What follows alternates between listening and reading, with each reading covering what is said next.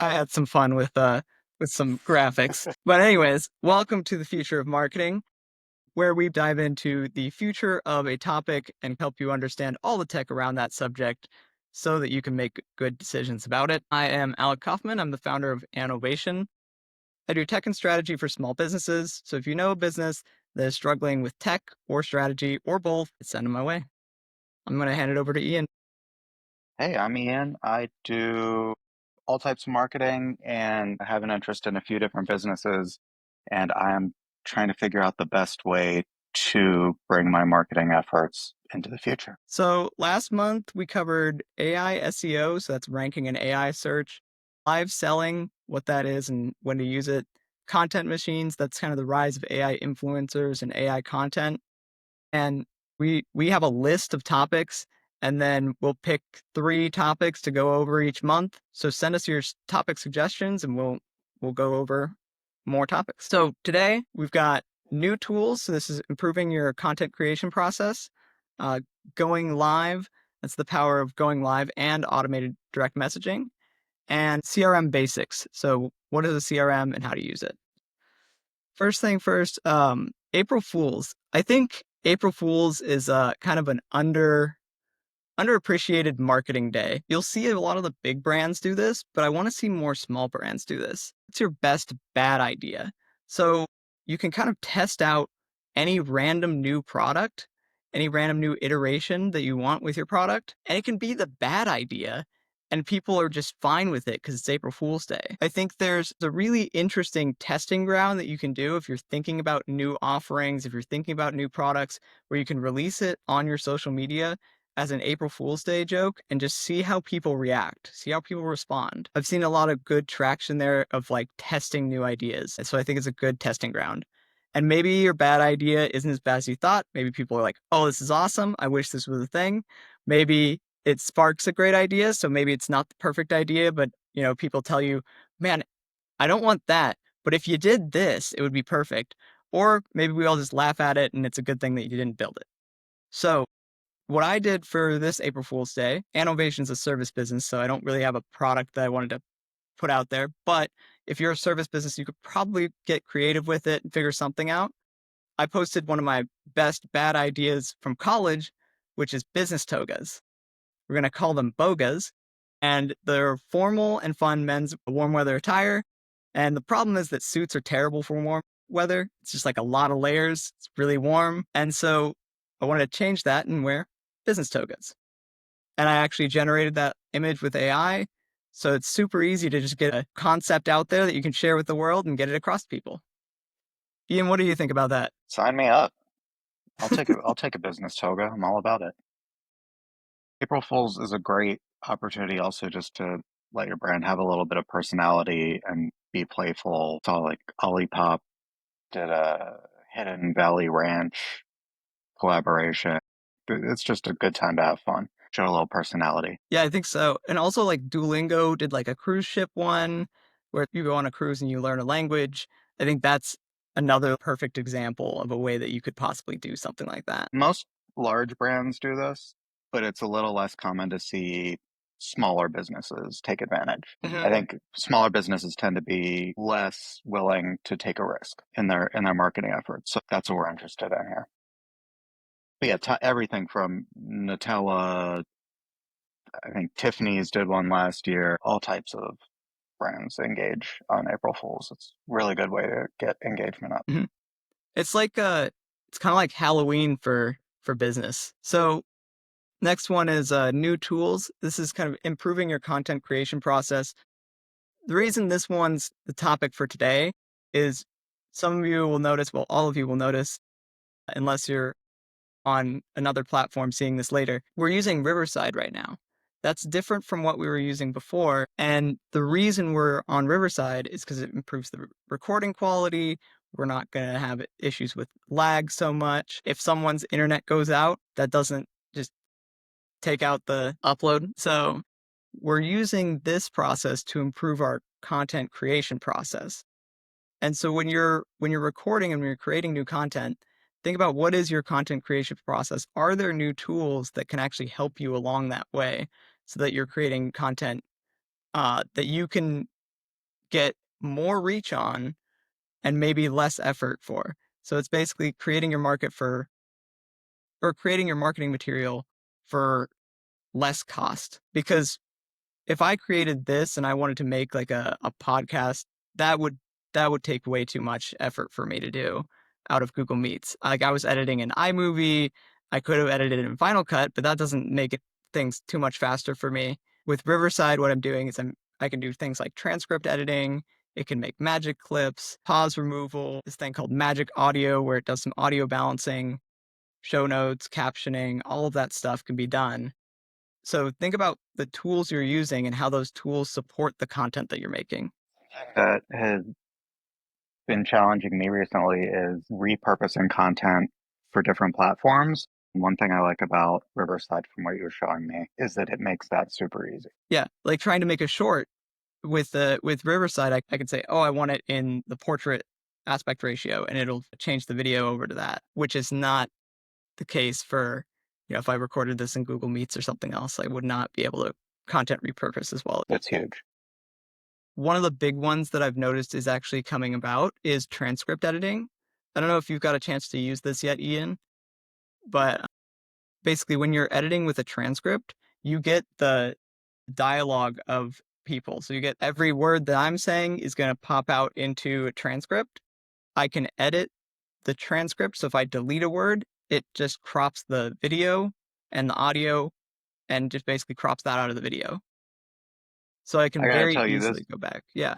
this is a major time saver. A while ago when I was working on documentary film projects, it transcript editing was something we'd have to do by hand and then kick to our editor to do the clips. And being able to do it this quickly in one location is just hugely powerful for any number of things, but major time and money saver.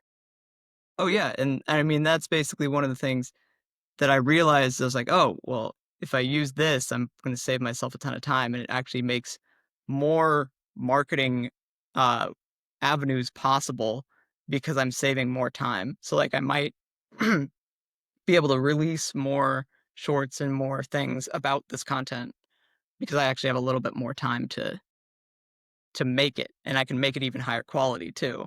Because I can take a little extra time and spend that on captioning, spend that on other pieces. But the nice thing about this too is because it has a transcript, it actually pops up the captions anyways. So captioning is actually really easy because it just takes the transcript and it puts it on the video. Super helpful for doing interviews and editing them down. Um, really, really good time saver. Or even, I'd imagine you could record yourself doing a presentation and then edit it through Riverside, which would also be an interesting application.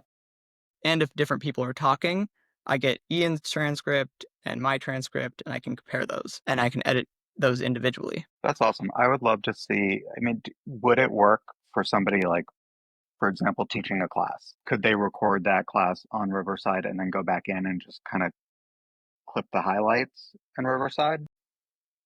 Yeah, so you could basically take the so one of the things with Magic Clips is it actually grabs the highlights that it thinks are the highlights.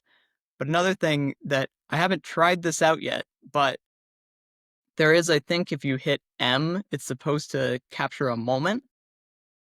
And so if there's like a highlighted moment, you hit M when you're recording, and then that marks that in your recording. We'll try it right now. Just see if that works. So that's an interesting way that you could, as a teacher, you could record and basically go through your entire thing. And then at the end of that, you could go through, look at your recording, take out the pauses, take out any ums, take out any specific points that you don't want in there. And then you could basically just upload the video that's cleaned at that point. Also, one of the things is it's cloud-based, so I'm not downloading all of these to my computer. They're all sitting on Riverside. I'm making clips out of Riverside and then editing in Riverside and exporting there. So all the editing takes place there. If I could just comment just by listening to you two, and I look at all the feature functions that this platform has, and you look at the efficiencies, the professionalisms, the comment about I can get rid of the ahs and ahs, and that in itself can clean up your presentation or something that, like I said, I like the idea of, in a sense, recording yourself and make a short out of it, crisp, clean, to the point where you can attach it to, even you can attach it to an email or as a communication tool. I like the idea of using a variety of communication elements from visual, then all of a sudden I've got the verbal, but I didn't historically you could clean both of them up the same way. And now we have consistency and crispness in the message, if I'm not mistaken. Mhm. Yeah.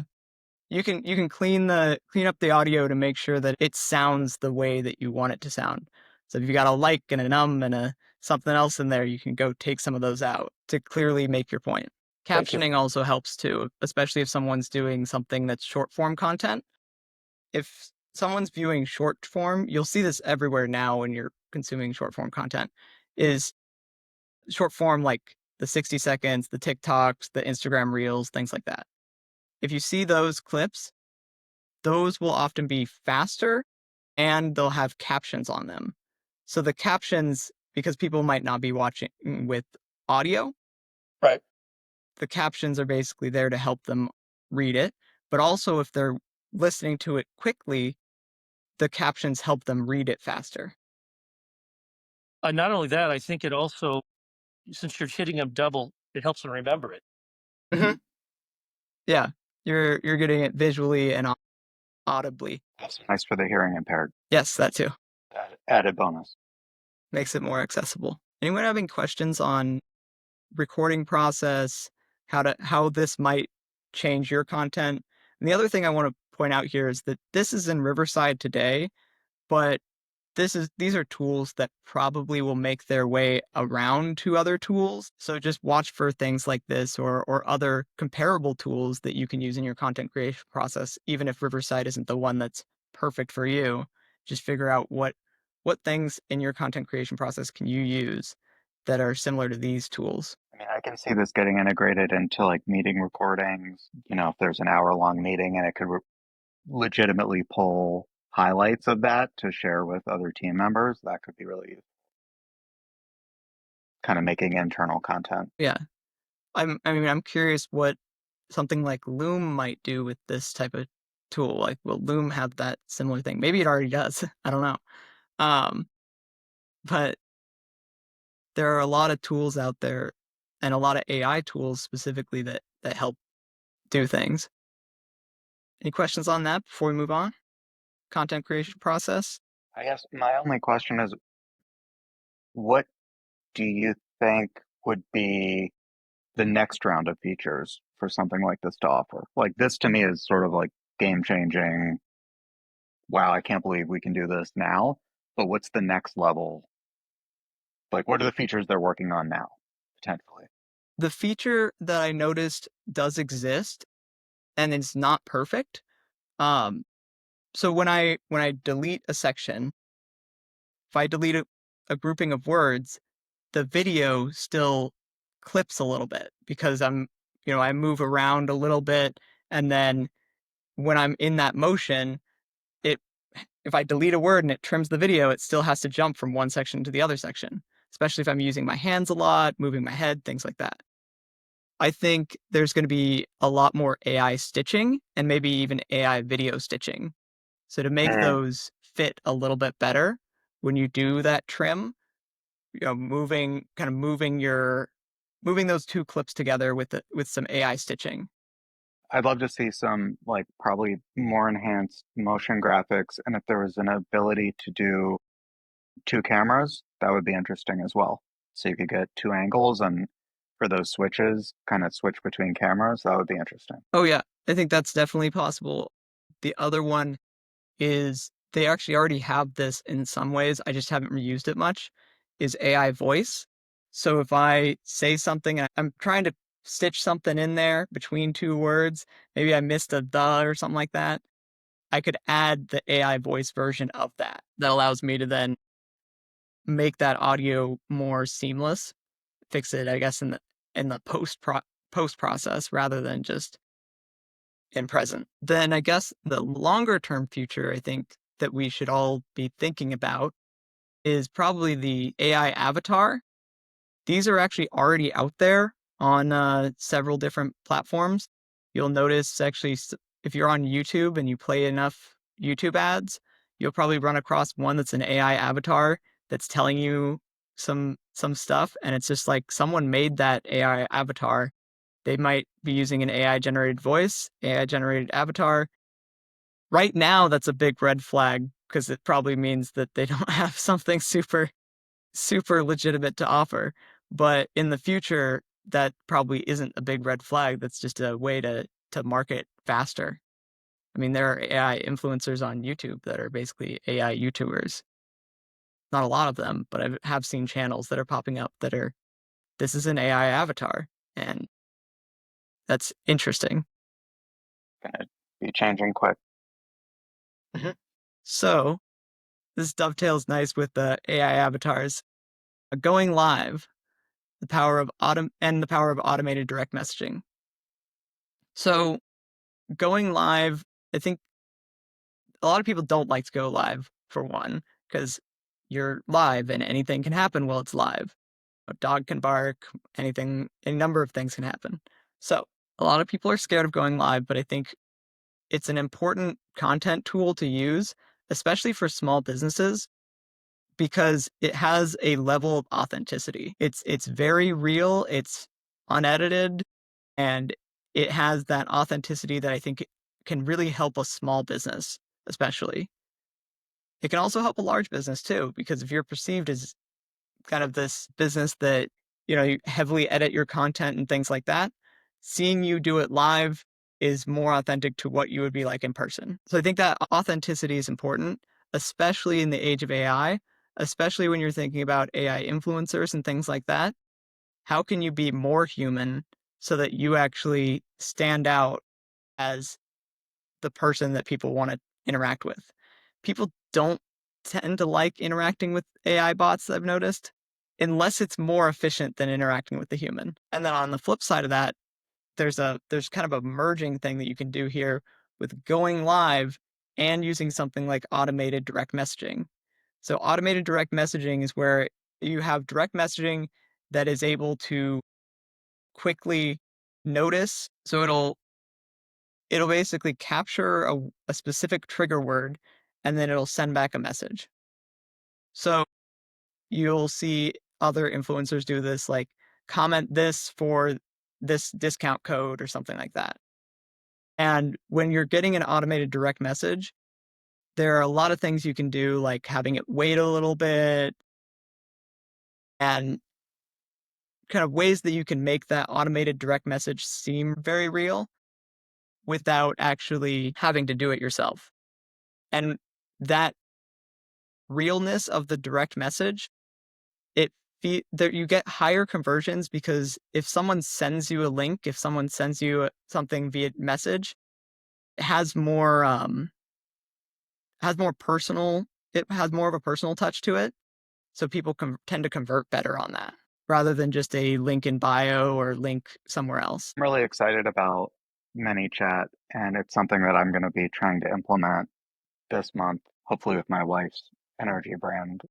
It sounds like you can set up filters so it targets certain accounts, and you Hmm. can send up to 50 DMs a day, like proactively from your brand saying, "Hey, you can filter for people who, in their bios have yoga, fitness instructor, and workout or whatever it is." And it'll send up to 50 messages a day, trying to engage with those people. And then you can set it up to continue being that AI chatbot. So if they respond, that can keep going, or if it's a smaller business, you can pick up the conversation from there directly. But I think that's hugely powerful as far as being able to reach, you know, thousands of people a month. Mhm. Makes sense. And I think is it a mix of both where it's both able to catch a word Like it's able to take a message and then catch a specific word, or is it doing AI, like a large language model, to send back the information and generate the reply? It can do both, I believe. Okay, So cool. it can do the, comment this word, and then when the word comes in, it spits something back, or it can proactively go out, and then you can program, multiple replies or enter in chatbot information, to say whatever you want, and it'll pick it up from there. I think I'm going to try to use it just on the initial outreach phase because I also don't fully trust chatbots to do a good job of representing what we're doing, and we don't have that big of a following. I don't think we're going to get 9,000 responses immediately. So if we send out 50 a day and we get one reply back, that's great. That's one potential customer we didn't have. Yeah, that makes sense. Yeah, and it's interesting. I was trying to build a similar bot in 2022 or just 2023, um, where we were trying to. It was with Power Virtual Agents, which is a Microsoft bot builder platform, and this was early on. ChatGPT comes out in November 2022. We're in 2023 trying to build this bot that basically is able to handle these questions. But with Power Virtual Agents, you can either pre-program the questions, so it's basically trying to catch a word and then spit back a response, like a pre-set response. And there was a way that you could start to integrate it with Copilot. But when you're starting to integrate with Copilot, the large language model, it would always just get lost because those just weren't at that point yet where they were super useful. But now I think we're getting to that point where you can actually have a more hybrid version where it has pre-programmed responses and it has the large language model responses, and it can blend them together a little bit better. It's incredible. I mean, for someone like Scott who has different kind of business verticals, he could implement multiple campaigns. So the same, it's like $15 a month for the pro version, I think. So he could do one reaching out to, the career counseling people, one reaching out to small business owners for strategy help. Like it just is really, I mean, again, if $15 a month, if it gets you one customer a month, it's not bad. Mhm. Yeah, and I mean, like Riverside, I think is 24 for the pro thing, and it's saving me hours. So I mean, that these tools can really like change the game in terms of what you can get done for the time that you put in. And compared to what it used to be, I mean, again, when I was doing um, video editing work, we'd be paying an editor, a few $100 a day to do that. Mhm. Same thing with this automated DM stuff, like paying somebody to really manage that social media piece and go out and start interacting with other accounts. Like that's something I've paid a lot of money for in the past. Have somebody just sitting there, or for event promotion, like for this event, we could have reaching out to 50 people a day, targeted, saying, "Hey, join our monthly session," and that's more promotion than we're doing currently. Mhm. $15, not bad. Yeah, I mean, I think that maybe we try that next time because it's just like these tools. I think a lot of small businesses get stuck here thinking, man, all these tools that all these big businesses jump on and they're using all these tools. But the thing is, this makes so many of these things available to you, available for your team to be able to do because you have so much more, you can get so much more output for the time that you put in. So you can multiply the output of one person, two person, three-person businesses and get a lot out and get a lot of traction going using these tools. That's one of the big messages that I want to share with people is look at the technology that you can use, and being a smaller business, you can still leverage these technologies to give you a huge advantage. I mean, that's why I love this conversation, and I love doing it monthly because I'm so in the weeds with the day-to-day work of running the businesses that I don't get a chance to step back and kind of see, like, I didn't know about ManyChat until this week when we started looking at it. And I probably wouldn't have known about it for another year. if we didn't take this moment to kind of sit down and, okay, what's the new things coming up? And it's something that I'll immediately implement. Exactly. Well, and I think it'll be really interesting to look at live selling too, which we covered last month. Hmm. Live selling has some interesting things with ManyChat because you can actually be talking live and they're getting messages back live. So it's kind of like Mm, it seems like your producer is messaging them or something like that because you're live. You say, "Hey, send me a message saying this to get this." mhm, And you can give away a lead magnet that way. There's a lot of things that you could do to basically get people into your business. That increases the range of your digital storefront, which is kind of the concept that I want people to think about when they're thinking about their social media presence. Before we had brick and mortar businesses, and anyone who wanted to interact with your business would call you on the phone or they would walk into your business. Maybe they'd send you a fax. But that was pretty much the ways to do it. But now with you've got social media, you've got all the different platforms that you can go on. Your business has a digital storefront. So it has its own storefront, but it's digital. So when you're thinking about the way that you're going to set yourself up online, the way that you're going to present yourself online, how are you going to create that digital storefront that helps people engage with your brand, helps people engage with your business without leaving their town? And what I mean by that is if their town is Instagram, you want a digital storefront on Instagram. If their town is Facebook, you want a digital storefront on Facebook. And you want ways that they can engage with your store without leaving their town that they're in. that's great. That's great. All right. So I guess before we jump to the next topic, has anyone tried live selling or does anyone go live to meet with people, to talk with customers at all with their business? I've been working on implementing my Instagram store for the last month. My guy who runs it was out of the country for a little bit, but he's back now. So once I get that hooked up, I will be doing more experimentation. And I also started a conversation about TikTok and how much effort do we want to put behind that, in the hopes of getting that TikTok shop up and running. But it hasn't been implemented yet. Maybe wait till after Saturday. Yeah. Probably a good idea. Yeah, I mean, But I it's think, really tricky. Things moving so fast.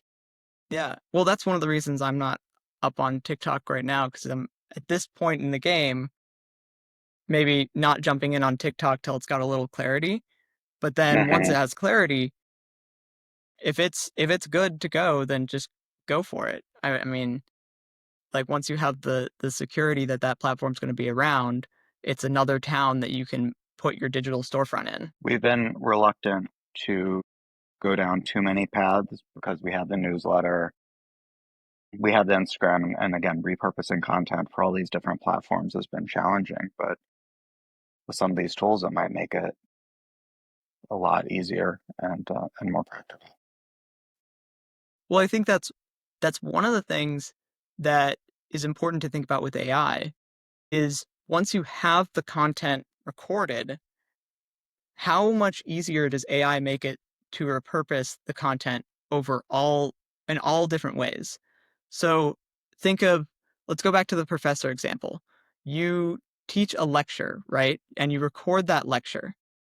After you've recorded that lecture, you could potentially make a report out of that lecture. So it's basically that lecture in a readable form. You could make that lecture into, you could probably tell AI to make a movie out of it. And then it would put some type of movie behind it. Um, you could probably ask AI to break that out into different lessons and exercises. There's a lot of different ways that you can use AI to then break apart the content once you have the original content. So think of the ways that you can get your ideas into the original content And then I think AI is going to be able to do a lot more. The other example I like to use here is Dungeons and Dragons, D&D. If you make the story, right? So if you do the campaign, can you then make the movie version of it with using AI? You can make the images of your characters. You can make even 3D renderings of your characters. Maybe you could even eventually make a game out of it. So there's a lot of once you create the storyline, once you create the narrative, then I think there's a lot more that can be made with the content using AI. It's really good. And from a brand perspective, I think you could teach the AI to represent the core tenets of your brand. And so as it puts those together, it would, be aware of your brand tone of voice and keep things sort of in that vein, which would be incredibly helpful. Absolutely. Yeah, consistency right now is the hard part because it doesn't have character consistency in a lot of the large language model generation. That being said, ChatGPT or OpenAI did just come out with some character consistency things. So it's a problem that's being worked on. It'll be interesting to see where that goes in the future. I mean, if we wanted, we could make ourselves look like Studio Ghibli. That'd be fun. All right, on to the next one. So the CRM, customer relationship management. So effectively with a CRM, kind of trying to you're trying to figure out who are all my customers, how have I engaged with them, you could also do this with leads. And it's basically tracking that so that you are informed when you're talking to your customer. That's really one of the main goals here is build a better relationship with the customer because you're not forgetting all the details about them and you're not forgetting to follow up with them. You know the things that you've interacted with them before with. So oh yeah, this person already has they already got the lead magnet, they already got all these other pieces. So I don't need to try and have them buy that thing again or get that thing again, or I don't need to offer that to them again. So knowing where someone's at, what they've got, maybe you even put some notes in there of things that you guys have connected on that help you better connect with your customer. And there's a ton of different levels. And the 4 levels that I kind of have here are the spreadsheet level. This is where you're just using a spreadsheet to keep track of it. You enter all the information yourself. You could go with the fancy spreadsheet. That's a spreadsheet plus some automations. Maybe you're using Zapier. You've got something that brings in the data when someone books a appointment with you on Calendly, it automatically updates the spreadsheet. When someone does something else, it automatically updates the spreadsheet. So that's the fancy spreadsheet version. Then there's the CRM software, like Monday, HubSpot, Salesforce. There's a bunch of them, but probably HubSpot and Salesforce are the main 2.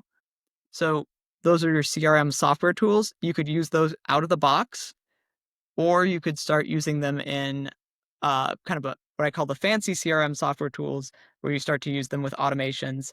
You're using a little bit more of the integrations. You're using a lot more of the Zapier automations and things like that. So you're making sure to get that data to the CRM software tools, and you're not just manually copying a lot of the data over to those. You're effectively keeping track of the relations with your customers in a way that is not taking you more time than it's worth. What do you use mostly, or what have you found useful for your business?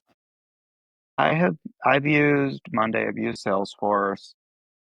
Currently, I don't know if MailChimp counts, but that's where I'm doing a lot of my customer management. Honestly, the stage I'm at with a lot of my businesses are not big enough to really require a robust platform.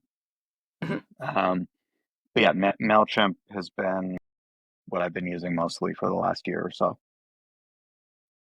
Yeah, any way that you can kind of hack it together, have a way that you're keeping track of stuff so that you're organized. I think that's the big part, is having something that works for you. Sometimes, using a bigger tool isn't necessary early on, but I will point out that you can get started with HubSpot for free. So they offer their stuff for free for you to get started on. So if you're small, that's a good way to get something going early. I think, does Monday offer anything like that, or are they paid? Or Paid, Salesforce? also paid. Okay.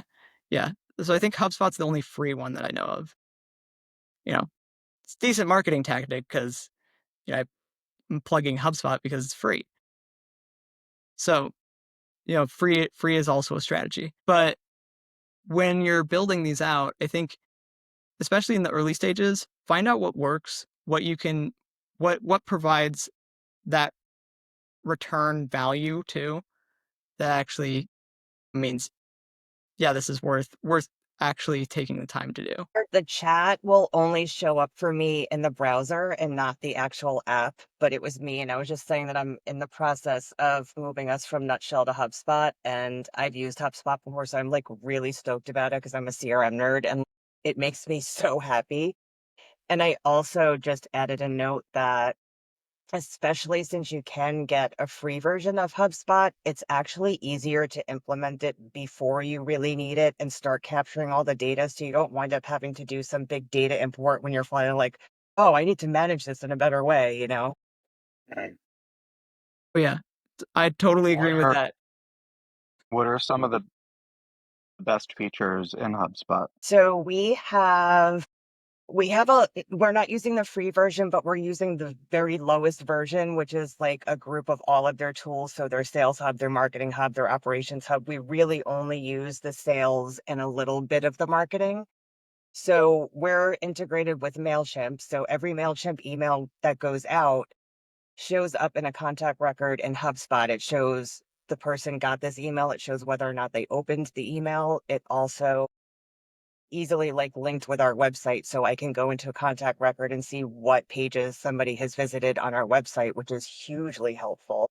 And it's really easy to customize, which is nice. So we have a bunch of custom fields because we're professional organizers. We're not like your typical sales process. So we really have to tailor things to our own business, and it's very easy to do. And just, being able to just shoot emails directly out from a contact record with all of your templates in there. Like, I know you can set up templates in Gmail, but if you have all of your contacts in your CRM, why leave there? You're going there to get the email address anyway. Why leave the software to go to Gmail to send an email when you could just do one click? And we're also going to roll out Ring Central soon, and it will integrate with Ring Central and automatically port all of our voicemails, all of our text messages into the contact records, which we now manually do in a project log in Google Drive, which makes me bananas. Yeah, that's a lot. Yeah, I have feelings about cigarettes. Well, and I mean, like, one of the things that I used with HubSpot is that when you look at the AI tools, it's really interesting. I don't know if you've seen these floating around in your HubSpot account, Jess, but it was interesting because it said, click this button to catch you up on the background Yeah. before your meeting. Yeah, so it's called Breeze, and you can go in and open a contact record. You hit the Breeze button, and it summarizes all of the activity in that contact record in a little box on the form, which is amazing. And also, not on our level, but on the next level up. And by the way, our basic level, I want to say, is like $30 a month or something, which is Mhm. not bad for what we do. But if you go up to the next level, they take the AI to the next level. And when you enter a company or a contact, does a search, it adds their LinkedIn page, their social pages, their website, their company revenue, if it could be found on the internet. Like, it populates everything, which is really awesome. It's really interesting. And I mean, you think about what that could do later down the line in terms of outreach, you could have very tailored outreach to that client. And you could just say, hey, send this person an email saying this. And then it goes through and it looks at their record and it says, okay, these are all the ways that we've interacted with them before. What are the ways that we can kind of tailor this interaction to them today that sounds really good? And so the AI goes through and it thinks through that, comes out with something. Maybe it puts it in your draft inbox. Maybe it actually just sends it out. But that's a level of customer interaction that might make it even better than what you could get just with a human alone. because you can do so many more of these tailored interactions than you could before. So you're getting a more personalized experience from the business rather than what is limited by the amount of staff that they have. What is the kind of the outreach? What are the outreach functions of some of these platforms?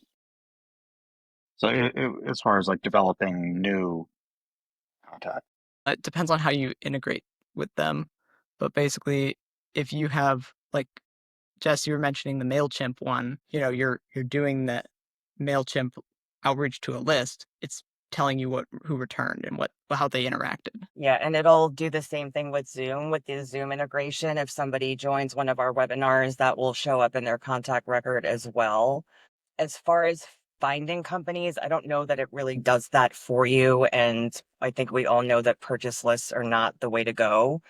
But, if you think of a target company, you're like, I wonder if this would be a good company to work with. Like let's say for the fitness side of things, you're like, what company could use this energy product? And you go and you just plug the company into your CRM and you let the AI do all the background so you can see their revenue, how many employees they have, where they operate. Like that at least gives you a head start on knowing who your targets are.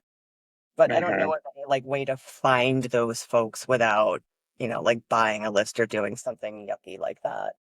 There is another technology out there that I think is worth pointing out called synthetic users. It is interesting to watch that evolve. It's effectively a version of your target customer. So you're creating these different personas, and you can actually test products on synthetic users, get their feedback, and you can do mass tests that way. If I'm looking further out, I'm thinking about HubSpot having a bunch of your CRM data, or any of these CRMs having a bunch of your CRM data. If they made synthetic users based off of the interactions and points from your users, it would be interesting to see how it helps in that customer segmentation and some of the new product design, things like that could be done. So if you made say you make a new offering, and then you say, test this with my synthetic user base and estimate how many people do you think would convert and buy this. You could potentially do a new product offering and test it on synthetic users that are made from your customer base. Is there like a software that does like that? Like, I don't think HubSpot does that, right? Nothing does that yet, but if you look up synthetic users, I think they're just syntheticusers.com or .io or something like that. You can see the technology that they're building for. They're using it mainly for customer segmentation, product testing, and it's probably not something worth trying out, worth spending a bunch of time on now, but it's a technology that's worth knowing about now and thinking, where could that go in the future, and when might you want to use something like that? Yeah, it's an interesting one. It's been floating around the innovation community because the personas and product design. There's actually a whole category of AI assisted product design that most people don't know anything about. That is very fascinating to me. All right. Well, I think we're pretty much at the end here. So if you're thinking about CRMs, how do you keep track of stuff today? What type of system are you using? And just a reminder, HubSpot is free. Get started with something early because you don't want to deal with trying to get all the data in the right spots later. Especially if you can just get started with something for free, probably easier that way. Or at least get it in a list so you can easily import it. That pretty much wraps up the second Future of Marketing. Thank you for coming, and you can continue the conversation in the Annovation community. Send us your questions. We'd love to hear from you, and we'll see you next month. We do this every single month, and so just if you have topic suggestions, send us your suggestions, and we'll try to cover them. Thank you. Absolutely. All right. Thanks. Bye.